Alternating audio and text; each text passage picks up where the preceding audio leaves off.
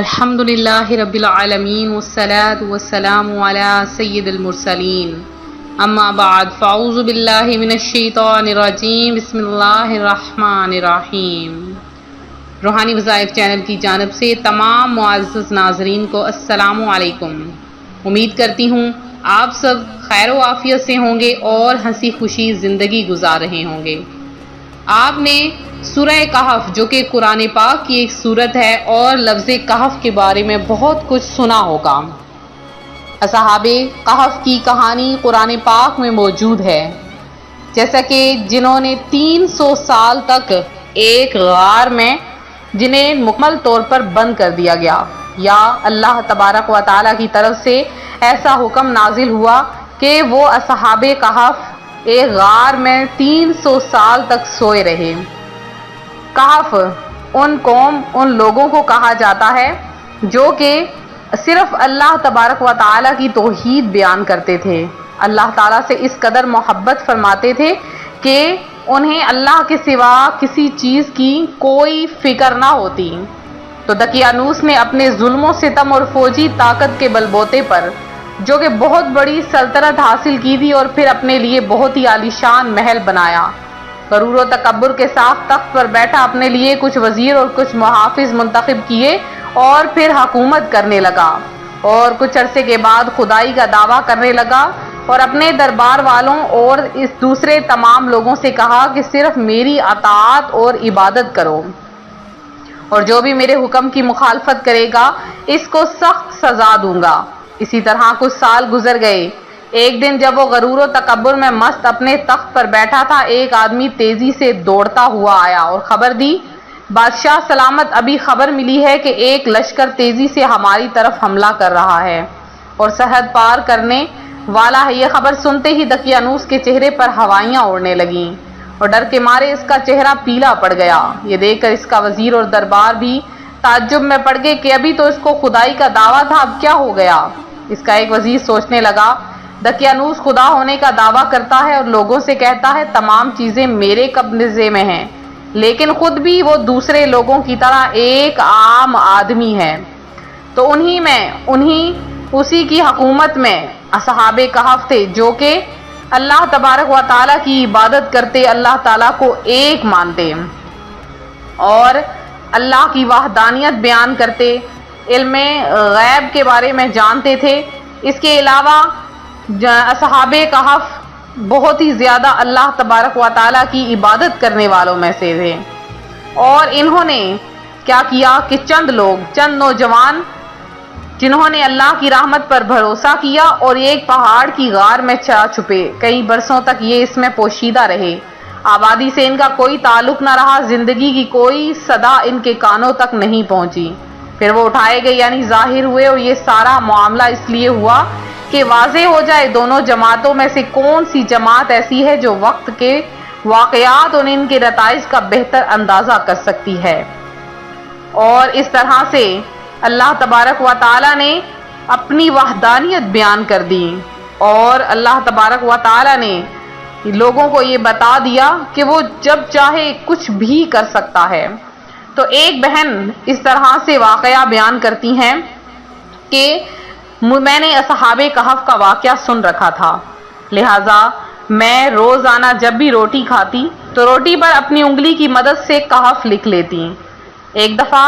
ایسا ہوا کہ میرے اوپر بہت زیادہ قرضہ چڑھ گیا، شوہر میرے فوت ہوئے تھے اور چھوٹے چھوٹے میرے بچے تھے، قرضہ بڑھتا بڑھتا اتنا بڑھ گیا کہ میں محنت مزدوری کرنے لگ گئی۔ ایک دن ایک شخص جو کہ ہمارے پڑوس میں تھا، اس کا بیٹا جو کہ کسی اور ملک میں رہائش پذیر تھا، وہ آیا اور آ کر کہتا ہے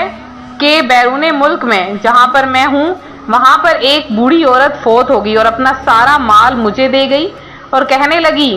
کہ یہ چند پیسے اب وہاں پر کسی غریب عورت کو دے دینا، لہٰذا مجھے آپ کا خیال آیا، میں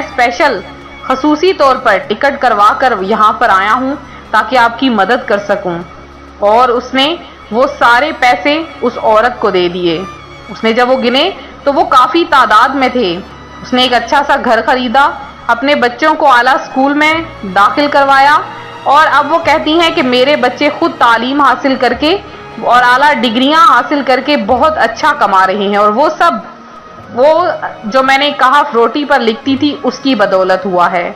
تو آپ کے لیے بھی ویسا ہی عمل جو کہ اس خاتون کا بتایا ہوا ہے، جو کہ اس خاتون نے ہمارے ساتھ شیئر کیا ہے روحانی وظائف چینل کے ساتھ، تو آج وہ وظیفہ وہ عمل میں آپ کے سامنے بھی شیئر کروں گی تاکہ آپ بھی اس عمل سے فائدہ حاصل کر سکیں۔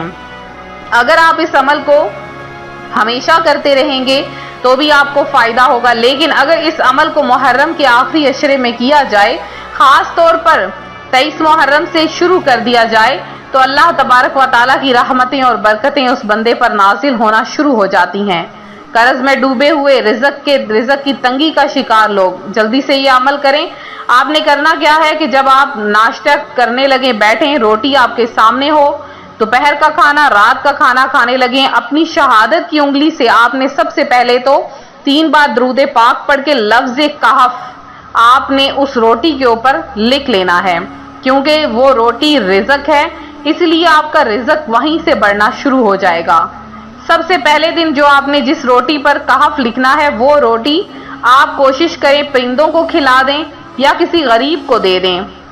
اور اس کے بعد آپ ہر روٹی کے اوپر کہف لکھیں۔ محرم الحرام کے مہینے میں جتنے بھی دن ہیں آپ ایسا ہی کریں۔ آپ دیکھیں گے کہ محرم الحرام جیسے ہی ختم ہوگا، آپ کی گھر میں برکتیں آنا شروع ہو جائیں گی۔ لفظ کہف کی بہت زیادہ فضیلتیں ہیں، بہت زیادہ برکتیں ہیں، اور اگر اسماء اصحاب کہف کو ہرے رنگ سے لکھ لیا جائے تو بہت زیادہ برکتیں ہوتی ہیں۔ اصحاب کہف کے نام اگر لکھ کر اپنے گھر میں لٹکا دیے جائیں تو اللہ تبارک و تعالیٰ بہت برکتیں اور رحمتیں عطا فرماتا ہے، اور بہت زیادہ نیکیاں ملتی ہیں، اور ان ناموں کی فضیلت اور ان ناموں کے وسیلے سے دعائیں قبول ہوتی ہیں۔ آپ بھی یہ عمل کریں اور اس عمل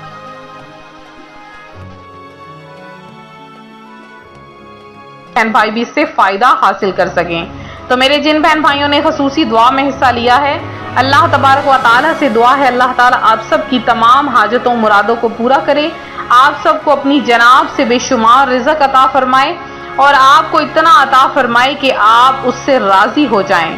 اللہ تبارک و تعالیٰ کی رحمت اتنی زیادہ ہے کہ جب وہ اپنے بندے پر نوازشیں کرتا ہے تو بے شمار نوازشیں کرتا ہے، اپنے بندے کو جب عطا فرماتا ہے تو بے شمار عطا فرما دیتا ہے۔ لہٰذا کوئی بندہ بھی کبھی بھی اس کی رحمت سے مایوس نہ ہو، ہمیشہ اس سے مانگتے رہیں، کیونکہ وہ دیتا ہے تو بے شمار دیتا ہے، وہ نوازتا ہے تو بے شمار نوازتا ہے۔ تو اسی طرح دعاؤں میں اپنا نام شامل کرواتے رہیں، ویڈیو کو لائک شیئر کرنا ہرگز نہ بھولیں، چینل کو سبسکرائب کریں۔ ملتے ہیں اپنے اگلے وظیفے کے ساتھ، فی امان اللہ۔